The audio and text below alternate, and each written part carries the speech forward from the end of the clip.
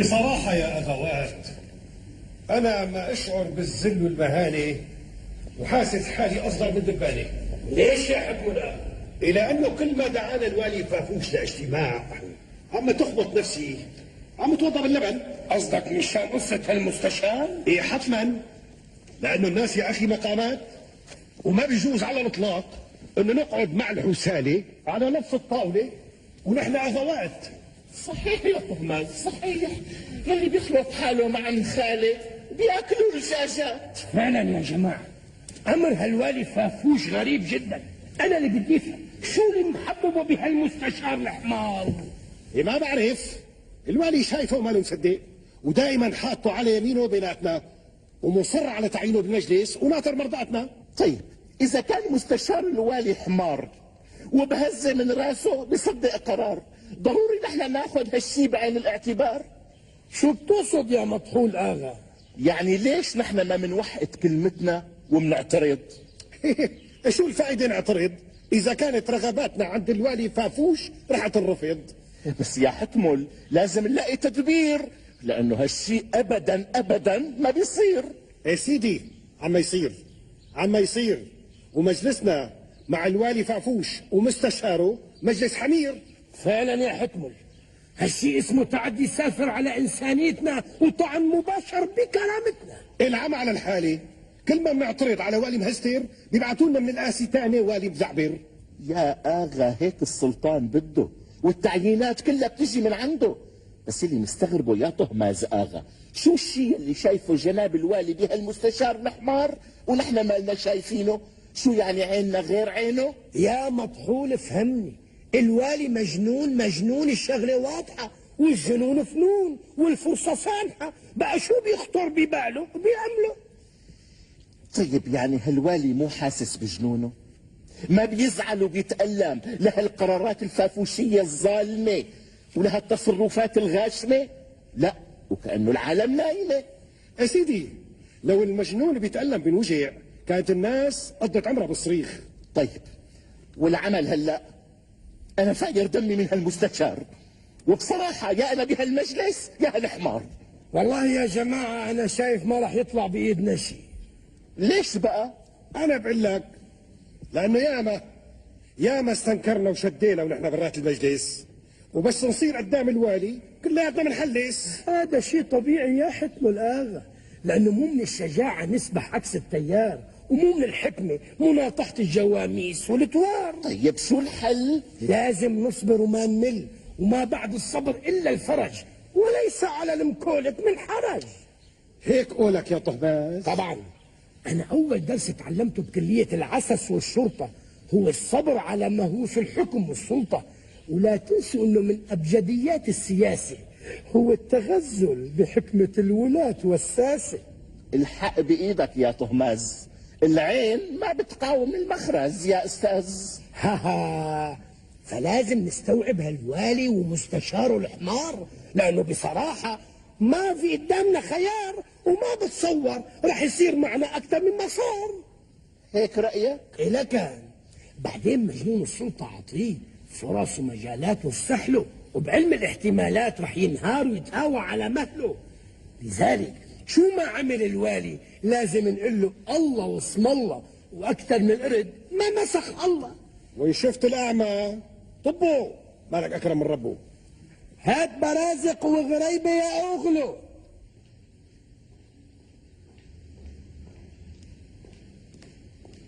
جلال الوالي بهاء الدين باشا فافوش نصره الله.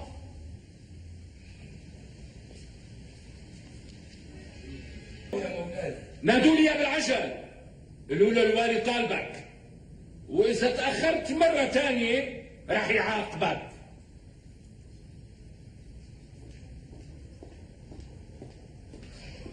جلال الوالي يستدعي مستشاره الغالي.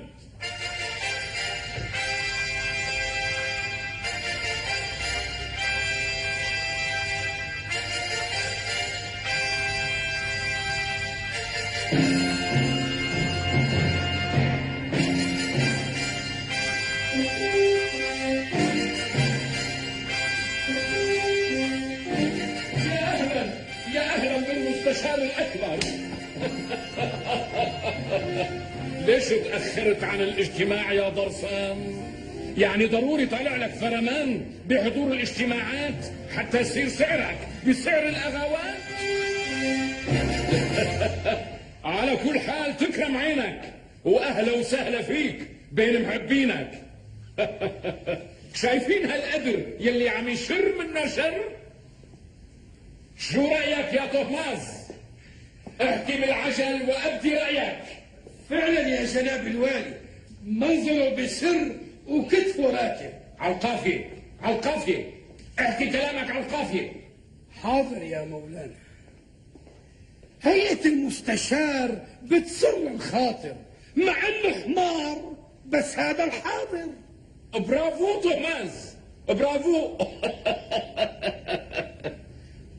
وانت يا حتمول؟ أمر يا جناب الوالي. شو رأيك بمستشاري الجديد؟ خزيت العين حوله، ريته يسلم لي طوله. أحسنت، أحسنت مثل العادة وأجدت أيما إيجادي. وانت يا مطحول آغا؟ أنا يا مولانا قديش شايف مستشارين حمير مثل هالمستشار ما صار ولا عاد يصير. سامع يا طهماز؟ جماعتك حابينه. طبعا ريتها تسلم لي عين، وانا من جهتي راح انظم في قصيده الى اول ما لا اخر وعلى البحر الوافر. شو هالحكي؟ الشغله ما صارت للحيتي. طبعا يا مولانا، لانه اللي بيعجبك بيعجبنا، وهالمخلوق كامل اوصافه وجامع المجد من اطرافه. احسنت وابدعت. وانت يا حتمول شايفك ساكت وكانه كلامنا ناكت. أعوذ بالله يا مولانا، أعوذ بالله، بس أنا منتظر دوري. قول لشوف. يا سيدي، مو ناقص الحمار حتى تكمل المسألة إلا الحكي والترغلة. عظيم، عظيم جدا، عظيم. قسما عظما انك فهيم. كلامك ابهجني، ويلي بيقول عكسه رح يزعجني. انت موافق يا طهماز على رأي الآغا حتمول؟ نعم يا مولانا، نعم.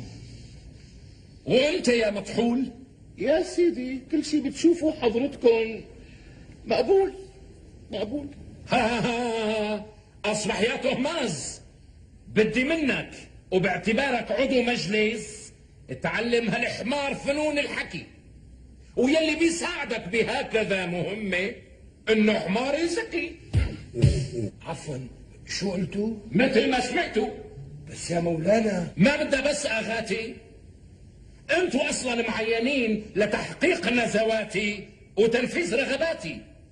بعدين انتوا يلي اقترحتوا يا اعضاء المجلس، وانا على رايكم ببني وبأسس. وكلمة بت احسن من 10 لت. بقى الله يرضى عليك يا طهماز، خلينا نباشر من بكره يا طهماز، ومن هلا رح اعطيك درجة استاذ. امرك مطاع يا مولانا. بنرجع للاعمال. شو رايكم باقتراحي بتزويد الضريبه؟ لانه الخزينه رح تفضى وما بقي قرش بالجيبه، والسلطان لهذا الامر نفسيته كئيبه. والله يا جناب الوالي، الكلام للمستشار. المسكين في بتمه نهيق، بس من ادبه مو حابب يزعجكم بالزعيق. شو رايك يا مستشار؟ عظيم، عظيم. فعلا انك فهيم، لانه انا هذا رايي كمان، والله العليم. طلعوا فرمان بزياده الضرائب، هيك اقترح سليل الزرايب. بنرجع للاعمال. في عندي هون توصيه بعقوبه قطع المي عن اكثر من حي. اجتهد يا مستشار. حسم المستشار المساله وهز اذانه بالموافقه، والواقع بين تفكيري وتفكيره في مطابقة. قطعوا لي مية الفيجة أسبوعين عن باب ستريجة. بس يا مولاي أنا عندي رأي ومن زمان حابب. خلاص، فتاه المستشار، وبناء عليه رح ناخذ قرار. هذا ما كان لهذا اليوم. وصلوا مستشاري لإيوانه، ولا تخلوه يسهر مع إخوانه، لأنه بكرة عنده درس وبده يحرك لسانه.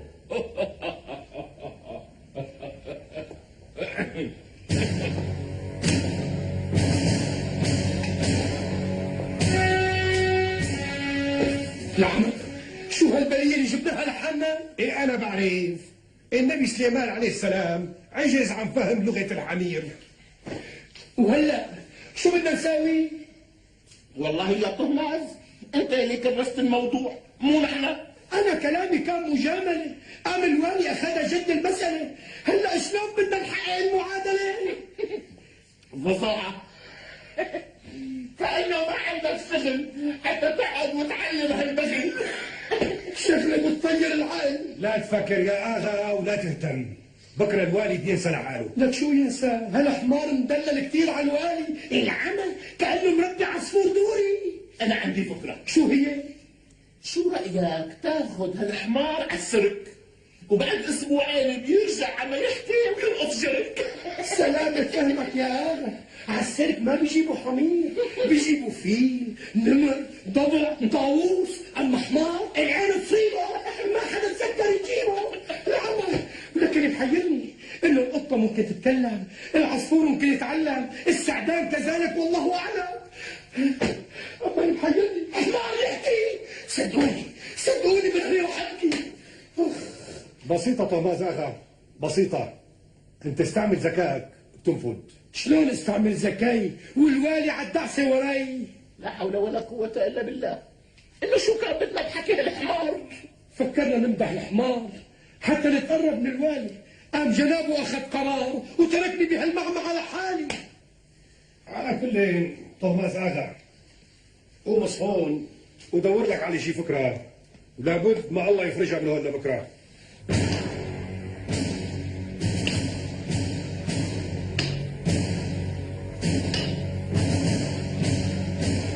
يا أولمز، أمرك جناب الباشا. فاق المستشار ولا لساته اخذ غفوه؟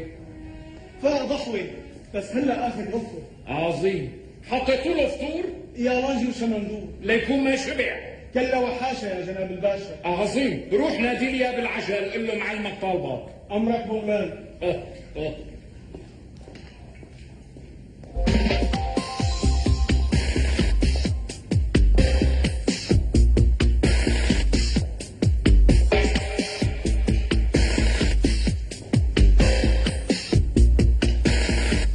يا مسا الخيرات والليرات على أجمل المخلوقات. اليوم إذا ما بتعرف درسك وإن ساعدت أستاذك رح يحلي لك درسك، وأستاذك اسمه طهماس آغا، فارس من فرسان البلاغة. مساء الخير يا مولانا. ها؟ إجا الشنطر حطانا. كيف رضاكم علينا يا جناب الباشا؟ ما رح أرضى عنك وما رح خلي عيشتك بهيجة وما رح كون ممنون منك قبل ما أخذ نتيجة. نتيجة شو يا مولانا؟ أوام نسيت يا خرفان؟ شو بده يقول هالحيوان لكان؟ الزلمة فاق وتحضر وتعطر وتغندر واستعد لدرسه وشمر. بس يا مولانا في نقطة. النقطة ترشك ويسود الله وشك. المخلوق صار له ساعة ناطرك. سيدي الله يجبر بخاطرك، ارحمني أرجوك تسمعني وتفهمني. ما رح استمع إليكم قبل ما يقول هالمخلوق السلام عليكم. بس هذا مستحيل، مستحيل يا جناب الباشا. شلون مستحيل؟ معلوم مستحيل يا جناب الوالي، لأنه الحيوان بيضل حيوان. بس في صفات مشتركة بينه وبين الإنسان. هو صحيح بس. اسمع يا طهماس. نعم يا مولاي. أنا رح أسألك بعض الأسئلة ورح أرصع كلامي بالأمثلة. تفضل يا مولاي.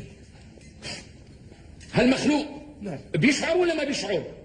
بيشعر يا مولاي. بيحس ولا ما بيحس؟ بحس يا مولاي. بيتألم ولا ما بيتألم؟ بيتألم الله أعلم. إذا مرقت من جنبه أنثى بحس بوجودها وبيتغاوى ولا بيتجاهلها وبيتغابى؟ لا بحس بس يعني لا. رائع. أصبح مو ناقص هالمستشار إلا الحكي. بس يا مولاي هالمسألة بالذات حابب نتناقش أنا وياك فيها. المسألة ما فيها جدال ولا فيها نقاش. أنت قلت بتمك إنه هالحمار سيد الجحاش ومو ناقصه إلا الكلام. يا سيدي أنا حاولت أعطي ريح حلو ورطب لساني. مو قصة ترطيب لسان.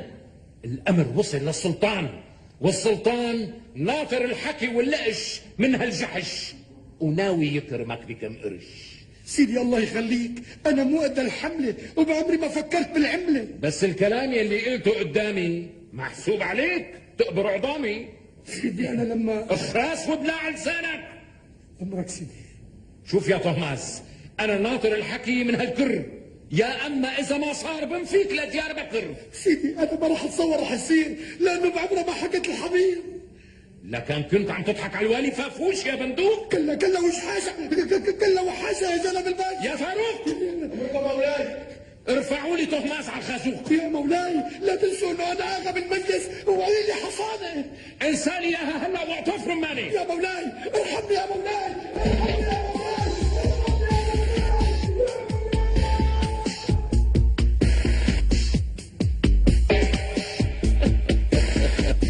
يا نوسك يا نوسك، اعطيني خدك بدي بوسك. شو هالحكي يا مطعوم؟ الوالي نقل اغا طهماز لديار بكر؟ هلا كنت بالقصر وما حدا قال لي، وانا شفت هالارض رجلي بالهوا تخلي. طيب والحل؟ معناتها بده يلحق بالبل. طيب نحن اغوات بالمجلس، وين الضمانه؟ معقوله الوالي يخبص ويرفع عنا الحصانه؟ قال كنا نزعل من قرقوش لانه ما بيرمي السلام، تاري ابنه هالفافوش سبق الوالد، ما في كلام. شو هالدقه الموزونه؟ عاقبتها وخيمه مو مأمونه. لحظة لشوف مين.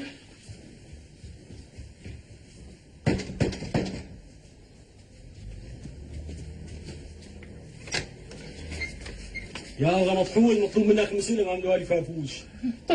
طيب مهلني لحظة واحدة بس.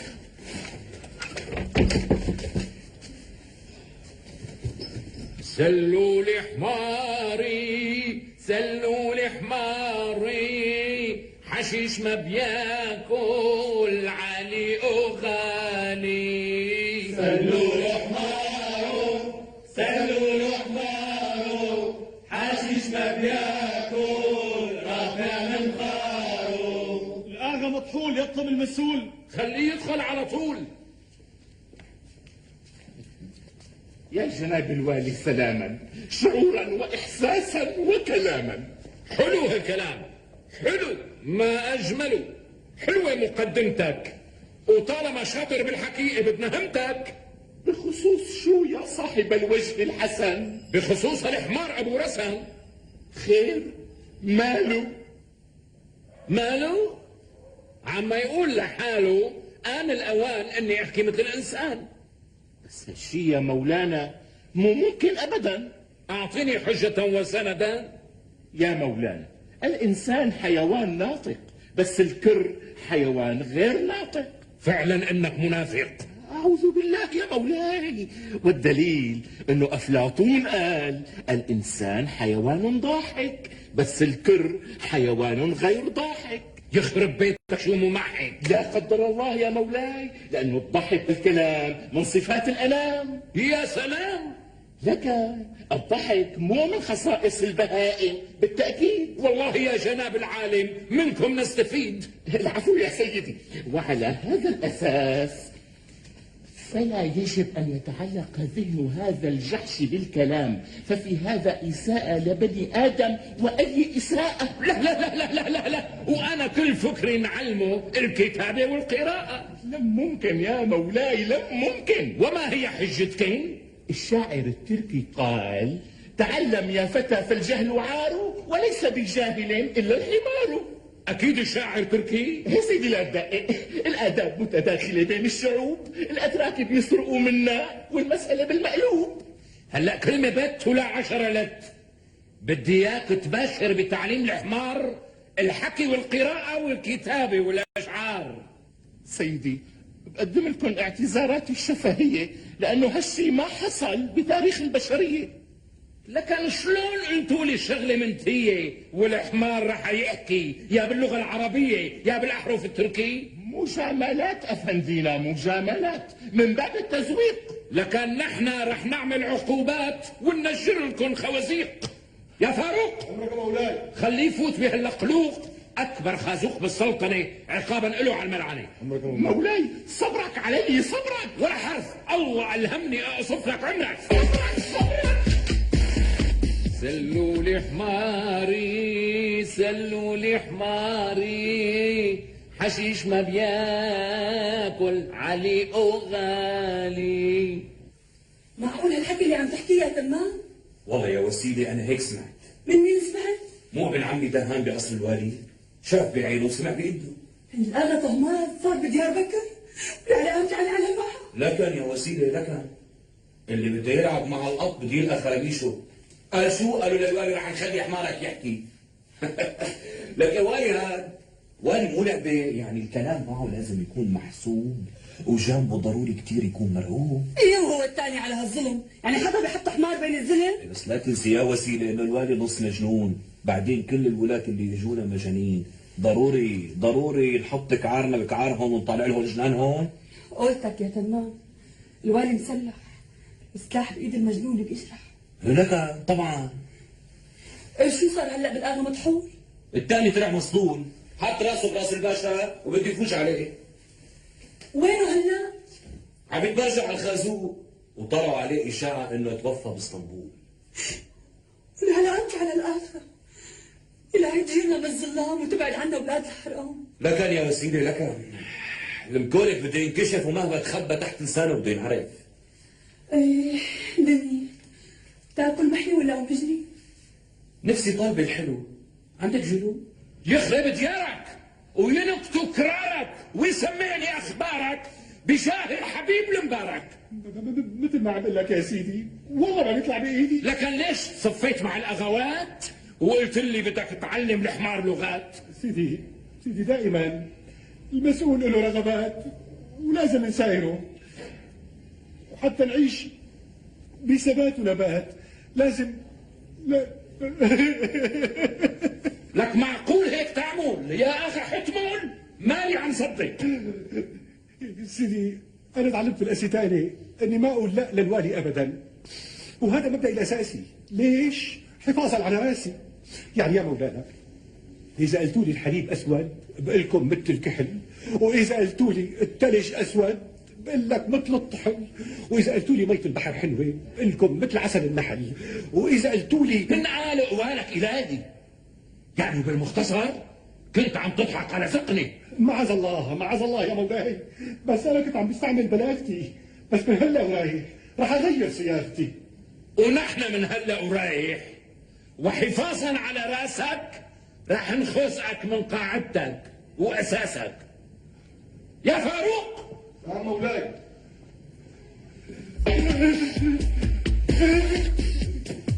مولاي. يا أهل الحواير، يا سامعين الصوت، الوالي فافوش ابن عرعوش أعزه الله يملك حمار عصيب وبالصورة جميل، عنده حسب ونسب ورتبة بين حمير العرب، خالته فرس برجله خلخال وبرقبتها جرس، وخاله حصان ابن حصان. يا سامعين الصوت، ايه وشو المطلوب يعني؟ اسمعوا وعوا، اسمعوا وعوا. الوالي فافوش ابن عرعوش أعزه الله جنة حمار عصيب وبالصورة جميل، لكن يلي ناقص هالحمار ويلي معين بالمجلس مستشار، يلي ناقصه هو الحكي والكلام. فعلى من يجد في نفسه القفاءة في تعليم هذا الحمار الكتابة والقراءة أن يتقدم بعرضه لقصر الوالي بأسرع ما يستطيع، وله مكافأة ما حلف فيها رجل ابن أمه وأبوه. شو الوالي هاد ما بيستحي على حاله؟ شو حمار والحصان خاله؟ طيب واخرتها جنان هاي معقول الحكي يتعلموا حيوان؟ لا وحمار كمان. آمنت فيك يا ربي، كانوا عايشين بمرستان. وسيلة نعم. عم يخطر لي خاطر، شو هو؟ ليش أنا ما أكون أستاذ الحمار؟ شو عم تقول؟ ليكون حابب تلحق لأغا مطحون. الأخوات يا وسيلة كانوا أغبياء. مين؟ بشني قال يعني أنت اللي مدحوش بين الأذكياء. شلون شايفة أنت؟ يا تمام مع القوة ما بينفع زفا، بقى ما بدك هالبلوة ومو كل شي بينحكى. بس أنا أصلا يا وسيلة أستاذ بالكتاب. صحيح، أنت أستاذ أطفال مو أستاذ جحاش وبغاء. ما بعرف، جاي على بالي جرب نصيبي.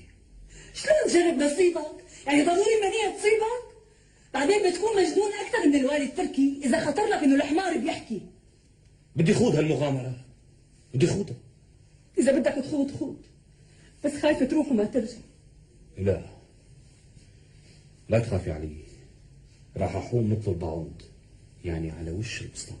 حشيش ما بياكل علي وغالي، سلوا لي حماري. مولاي الباشا، رجل اسمه تمام يطلب الوصول. خليه يدخل على طول.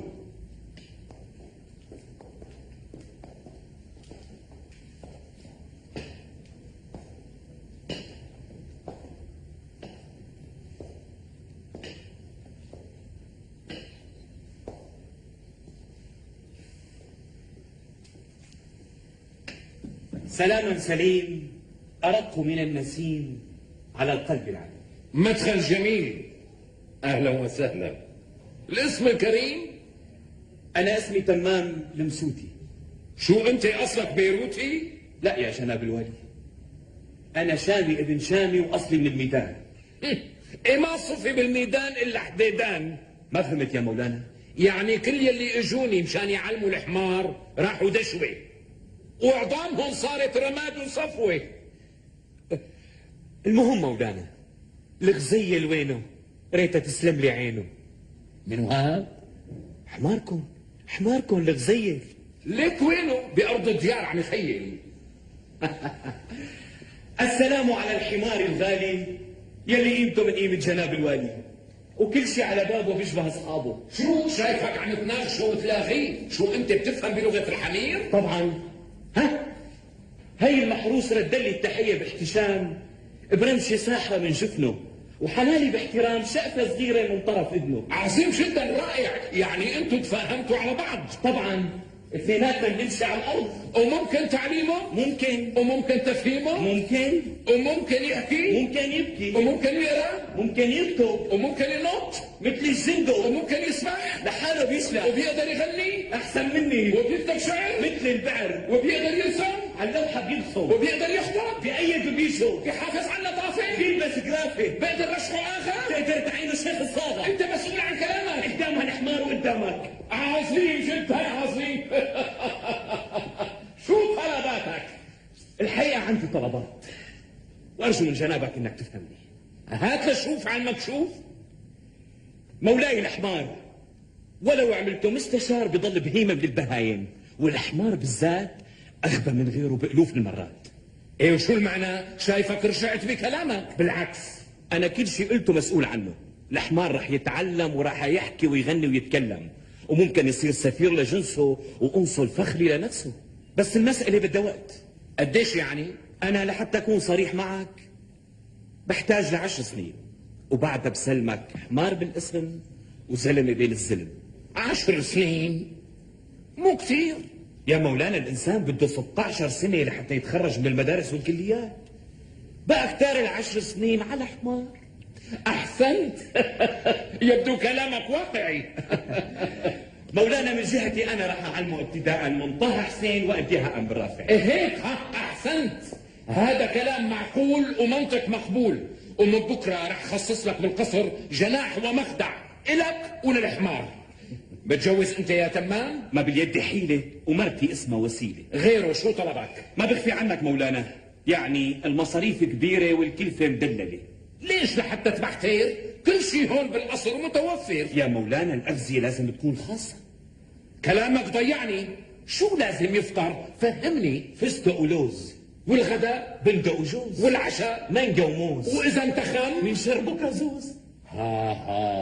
ايوه. ولازم يشرب حليب ويتشبرق بالزبيب حتى يقوى تفكيره ويصير أذكى من غيره. معلومكم الحمار جاهل وعقله مايل، يعني لو كان ذكي ما كان قال فيه الشاعر وقد ذهب الحمار بأم عمرو فلا رجعت ولا رجع الحمار. إيه على هاللون بده ميزانية لحاله. سيدي بالنهاية المهم نبلغ الغاية. تكرم، راح خصص لك بنت ويمكن نفوت أنا وياك لجوا نمضي عقد. بعدين مولانا بدي مساعدين لحتى يعينوني بهالمهمة ويوقفوا معي بهالملمة. كل شيء بتريده موجود إذا طلبته. عظيم جدا. وبعد 10 سنين مولانا بسلمكم الحمار وشهادته برقبته. ميزانيتك مفتوحة. عظيم جدا. من بكرة بدي اشتري له بسكليت ومرجوحة. أحسنت يا تمام، أنا فخور فيك ومحتار شلون بدي كافيك. ما قصرتوا مولانا. بالمناسبة يعني يا ريت تمنعوا الشعب من أكل الفاصولية وشرب الشاي. ليش؟ لأنه الفاصولية مأكوله والشاي مشروبه، ويا دوب إنتاج البلد يكفي مطلوب. تكرم، راح أطالع منادي بهالخصوص. وهلأ اتفضل معي حتى نتعشى بمخدعي ونمضي العقد على بكير ونحط غرامة على كل يوم تأخير.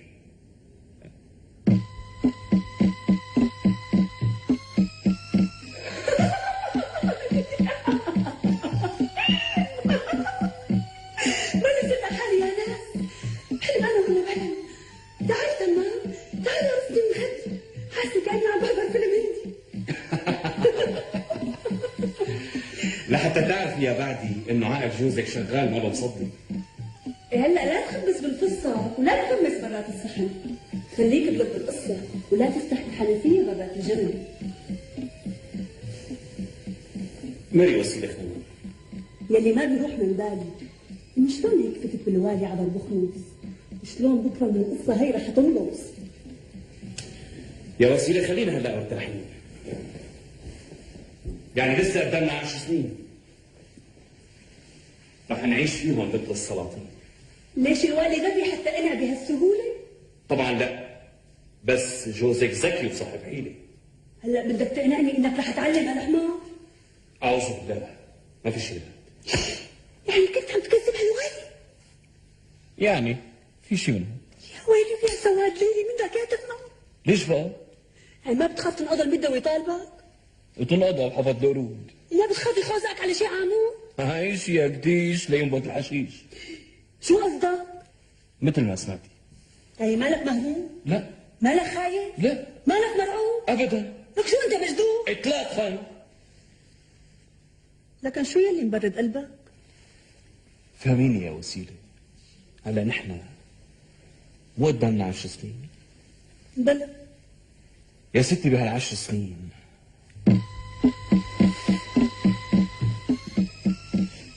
يا بيموت الوالي يا بيموت الحمار يا بيموت. فهمتي حيلتي يا وسيلة؟